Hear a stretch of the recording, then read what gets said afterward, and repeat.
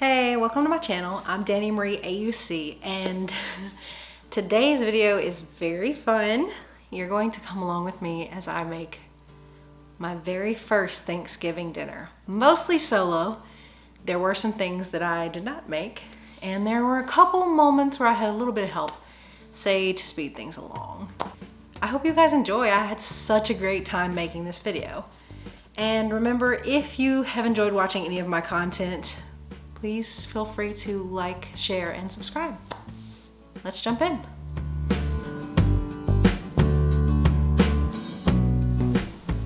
The menu for Thanksgiving, and we're cooking actually the Saturday after Thanksgiving, is gonna be roasted turkey, which I'm going to brine, and I'm gonna tell you what I put in the brine. I'm gonna glaze it as well. Homemade green bean casserole, where instead of using the canned items, I'm gonna make my own cream of mushroom soup kind of gravy. This will be the first time making that. First time really doing turkey by myself, and we're also doing cornbread dressing, which is one of my favorite kinds of dressings, and cranberry sauce. So I've made the cranberry sauce before from fresh cranberries because I'm not really a big fan of the jelly in a can kind of thing. It's fine, but I would prefer something with more substance. So I really like the homemade cranberries, orange zest, and spices and whatnot. And for dessert I went really simple. I'm literally just making cookies for dessert because pies are a lot of work, and honestly, I'm not the biggest pie fan. So I am gonna make peanut butter cookies, and we're gonna have a good time with them anyway. So the biggest part of the meal, and the part of the meal that requires the most prep, is the turkey. And that's because I am going to be brining my turkey. No, I've never brined a turkey before, but we're gonna try it. And I'm using Alton Brown's brine recipe, so it can't be bad, right? We're gonna see. So I already made this. I actually made this last night, and I had friends over when I was doing it, so I did not film it. But basically what went into it was about a gallon of vegetable broth, a cup of salt, a half cup of brown sugar, a tablespoon of peppercorns whole, and then I stuck about 6 cloves of garlic in it. His recipe called for candied ginger and I think allspice berries, but I actually didn't bother trying to find either of those in the store. So this is what I went with. What I also have, this is a big container, basically Tupperware, Rubbermaid kind of container that I found at Walmart. And what you do is you take your gallon of your brine, you boil everything together so that the flavors combine really well. You bring it to a boil, and then you turn it off and you just let it sit. So it was super easy. I just opened it up and like all I smelled was garlic. It's like so garlicky. But what you do is you combine that brine with about a gallon of ice water. And this is a mixing bowl here on the counter filled with ice water. Look, the bowl is sweating. It's sweating. It's so cold. But you combine the two together, kind of mix them around, and then you put your turkey in it. And then you let it sit. Now, I've seen recommendations for like 8 to 10 hours. I've seen recommendations for an hour a pound. Since we have a 16-pound turkey and we want to cook this tomorrow, I'm pretty much just going to start this brine today. Today is Friday. It's about 2 o'clock. But I'm going to combine this. I am going to pour this gallon of ice cold water into this brine. Very carefully, hopefully.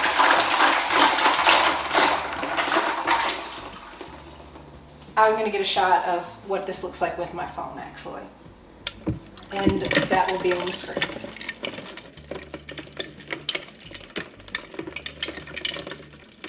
It's a very rich liquid. I'm hoping that I didn't get too big of a container because I am a little worried that I'm going to sit my turkey in there and it's only going to cover part of it. But if it covers at least half of the turkey, I'll be okay, because then I can come about halfway through the amount of time I'm going to let it brine and flip the turkey over. What I'm going to do is put this breast side down into the brine and hope that the brine covers half of the turkey. All right. Let's see if I can get this thing situated. and figure, there's the breast side, okay. I think it oriented so I could see it just right and figure out which side was the breast side without dropping this thing. Okay, here we go. Okay, oh fantastic. It's almost perfectly half of the turkey covered by the brine. When I take my gloves off, I'll get another shot of that, and that will be on the screen now for you guys to see. But it looks good. It looks good. I'm pretty happy. And this brine actually smells delicious. It was smelling amazing last night when I was cooking it.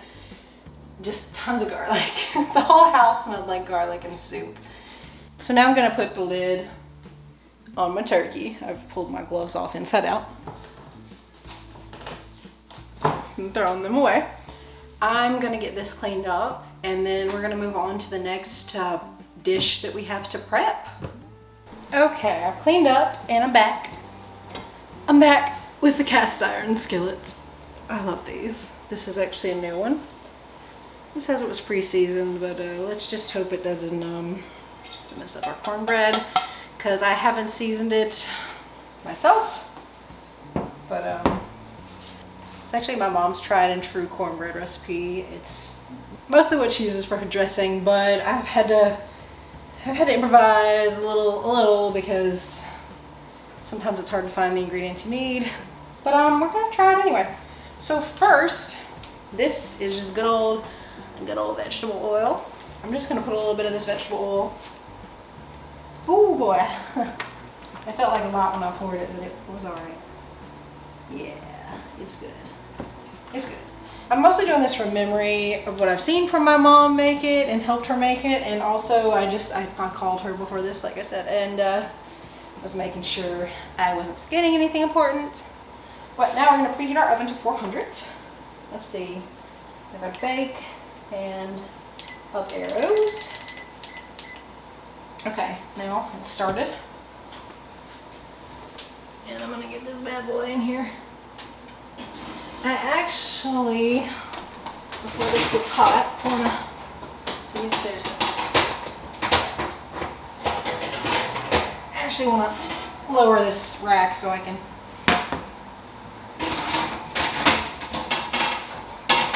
there we go. It's a more reasonable height about the middle of the oven as opposed to the tippy top. Okay. Okay, so the pan is in the oven. Now time to try and make this cornbread. I have some of my ingredients in bowls, and I'll explain why. First of all, I have the egg here. I'm just gonna crack that on the counter and use the bowl for the shell. Eggshell. Okay. And then I'm gonna add, I need to wash my hands off real quick. I don't know how chefs crack eggs without getting egg on their hands, because I get egg on my hands every single time. I'm gonna eyeball this, and it's gonna be about a tablespoon of oil. Ish. Like I said, not perfect. It's fine. I'm just gonna beat this egg up a little bit. Beat this egg up a little bit in this little bowl. This is not the proper beating utensil, but you know what? Nobody cares. Nobody cares. All right, I almost knocked my bowl over. Next I have, this is cornmeal mix. This is actually white cornmeal. My mom usually uses yellow because it's a little coarse, more coarsely ground. But she told me this would work fine. This will be my first time actually making a recipe with this. Now I'm just guesstimating this as well. 2 heaping spoonfuls. My other recipes have actual recipes and measurements with directions and things like that. This one doesn't. So this looks pretty gnarly right now. Let me turn towards the light a little bit. But what we're gonna also add now is, my bad. I'm gonna add some of this. This is a seasoning blend. You can buy it frozen in the grocery store, and it has bell peppers, onions, and celery. I think that's all that it has in it. This does not go in the regular cornbread. This goes in the cornbread when you're making cornbread dressing. Granted, We at my parents' house have definitely put onions and peppers in the cornbread because that's delicious. And I'll put that in there, and now I'm gonna put a little bit of this. This is buttermilk. It's actually cultured low-fat buttermilk. I don't know if that makes a difference, I'll be honest. It's what we found after going to several different stores. Let's see what this is gonna look like with the buttermilk now. This is kind of just one of those recipes my mom's always done where you start out with your items in sort of amounts that you're familiar with. This is definitely gonna need a lot more buttermilk. And you just pour until you get the right consistency. Now, this bowl is supposed to be poultry seasoning, but we couldn't find poultry seasoning anywhere, so I tried to make my own, but I also didn't have all the ingredients for that. So what this is actually, what did I get here? I have rosemary, sage. I didn't have nutmeg, but I read you could use allspice alternatively just to give you that warmth in there because it doesn't call for a lot of nutmeg. Finely ground pepper. I put a little garlic. In there because garlic's good and everything. I mean, it's terrible. It's really terrible. I'm gonna go in with it and hope that it's good enough. I'm just gonna go ahead and dump that in there and get my bowls out of the way because again, black countertop. And I'm gonna go ahead and add a little more of this buttermilk because it's definitely got to be a better consistency than it is currently. I wasn't sure how I'd like this. I'm using a silicone spoon, but it kind of works. It kind of works as a spatula, you know, when you use a spatula to scrape the sides of the bowl smooth. This spoon does a really good job of that. It's sort of like a 2-for-1. If it's not exactly right, it's very close, and I kind of want to add some more of the seasoning blend, I'll be honest. I'm just going by my gut now at this point because there's no supervision. We are supervision free. I'm excited to be making a video about all this because if you guys have watched my channel, you saw that I recently put together an IKEA table. It was my first IKEA project, and it's doing really well. Some of you guys must have really enjoyed it, shared it, or maybe people saw me versus IKEA, which was on my thumbnail, and went, I gotta see this, because honestly, I don't know, I enjoy watching people screw up and then eventually make it to a successful endpoint. So hopefully you guys enjoy that as much as I do, because we aren't perfect people, you know, we aren't, none of us are. Some people are experts at things and excellent and definitely better than others at things, but I find it's way more fun to see the relatable stories where somebody's really struggling to do this or that, but then in the end they come out on top and they finish what it is they're going for. I'm wondering if I need more. I can smell something in there, but I'm not sure what it is. I hope I got enough seasoning is really all I'm thinking. Really, what can you do? I think I will put a little more sage, just to really give it that Christmas spirit. Success! I'm gonna put them back in the cabinet. Oh, I'm gonna put these up here. We absolutely are trying to figure out how to organize our spice cabinet. If you have a Holy Grail spice organization system, please send it to me. Please. I need your help. I need all the help. But it's a struggle when you can't see very well, or for those of you who are here and you can't see at all, to find the spices you need. Yes, you can label them with Braille. Yes, you could alphabetize them, but the world is not perfect, and sometimes you stick your hand up there and you knock 3 different spice bowls over, so there goes your alphabetized system. So for me, I have to pull out each spice and hold it to my face to read it, which is fine, but it's time consuming, and it can be very frustrating when you need that tiny container of ginger, and it's in the very back of the cabinet, and you've already knocked over half the cabinet because, well, depth perception is a little poor. And oh, I think this is, I don't know, this might be too wet. You know what? It's cornbread that's going in dressing, so maybe it's fine. I don't know. I'll be honest, I really don't know. If I keep stirring, I'm gonna keep adding stuff to it, so I think I better put some things away. Oh, I have a towel here. Not my favorite thing to use to pull things out of the oven, but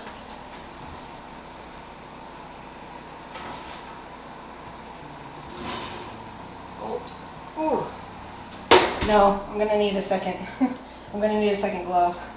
That's okay. It's okay. All right, we're gonna pour this very carefully.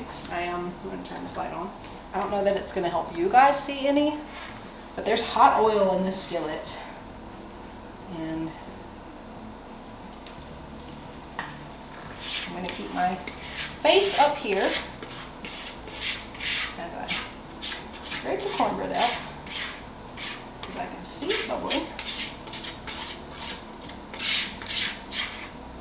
And then before I go put it back in the oven, I'm going to actually grab the pot holders, which are not here because I moved them out of the way to be neat and made it less functional. That's better. But yeah, all right. The cornbread looks good, I think. I hope I didn't get too much oil in it, but you know what? It's in the skillet, so we can't really go back now. Carefully put this in the oven. Try and keep it level. All right. Oops. Now we have timer. Oh, I gotta go the other way. Oh, never mind. Never mind. You can't go the other way. It takes you to 11 hours. All right, yeah, I went to 45 minutes because this takes at least 45 minutes in the oven. Possibly longer, especially if I put too much stuff in there. We're gonna find out. These little trivets are great, especially if you have a big cutting board and it slides around on you. Stick one of these under it. Fantastic. I'm sure I'll show that off again. Our cornbread is actually, I don't know if it's done. Oh, I think it is done. Wow. Oh my God. It smells amazing. I gotta say I was a little worried about the cornbread because I didn't have all the ingredients that I needed. But despite that, it smells amazing. It looks dark, so I'm hoping it's not too dark. It's just a mess. For real though, it's okay. I'm gonna pull this out. Set it right there, I think, because I'm pretty sure it's gonna be done.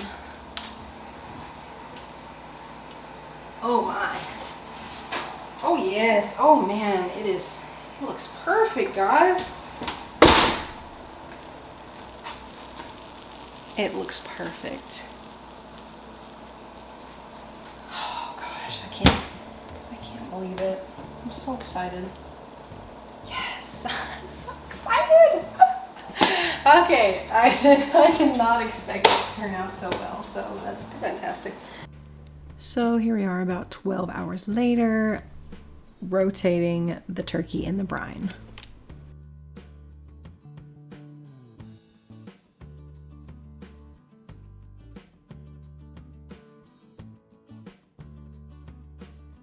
Hey guys, sorry, this is going to be part 1. I know, I hate them too. This is part 1 of probably a 3-part series. Part 2 is going to involve the turkey, finishing the dressing, the green bean casserole, and the cranberry sauce. And then part 3 is going to be nothing but the peanut butter cookies because I was really talkative in that video. But keep an eye out. I hope to get all 3 of those parts out this week, actually. So I'll make sure to link them in the description once they're all posted live, so you guys can just watch them in succession if you're watching this later. And as usual, stay curious. Until next time. Bye.